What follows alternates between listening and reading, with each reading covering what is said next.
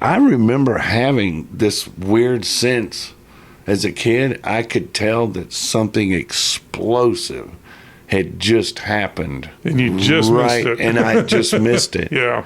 And the 70s felt like a depressing, kind of tired hangover a little bit. Yeah, I mean, look at all the great acts that ended in the 60s. I mean, the Beatles ended. Of course, they all had solo careers, but the Doors, which I've always been a fan of the Doors, even though as I grow older, some of Jim Morrison's lyrics are a little tiresome.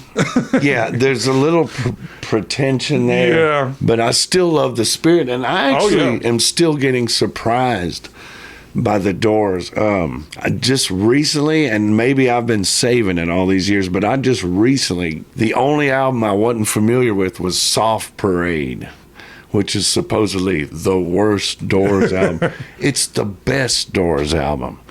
I got Is that like the spoken poetry? No, it was just an album they came out with after Waiting for the Sun. They did. Okay. And they got a little experimental. And yeah, if you get a chance. I'm sure I've heard, because I dug the Doors a lot. I had most of their they start albums experimenting with brass, and orchestra stuff.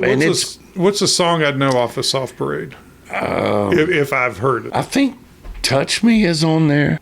But yeah, I mean, so the Doors and Janis Joplin and Jimi Hendrix, all these great musicians who died right there around that mid to late 60s period.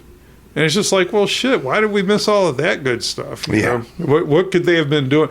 How could music have changed in the 70s if those people had still been alive and influencing it? You had the Stones, but they kind of faltered badly in the 80s.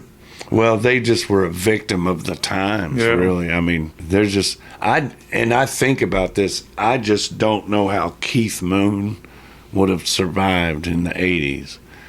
I don't know how Led Zeppelin would have been still, because the 80s just started getting, the videos came on, the music just started getting real, the drum machines and and there was some good music in the 80s, but I know what you're saying. But it was a real different there's just no universal law that could possibly allow Keith Moon to exist in the 80s. It just wouldn't have fit. And to be drumming with the Who and what the Who were doing in the 80s, because they'd gotten into kind of a I see videos from that time where Pete is wearing really yuppie clothing up on stage, and it's like that's so sad. It was bizarre. I call it his Pee Wee Herman period. Yeah. and other Who fans agree. That's a weird thing. And I think in some ways, you got a group dynamic. He even said it. But Pete Townsend always says horrific things that are very tongue-in-cheek. But when Keith Moon died, Pete, they were close. Of course they were.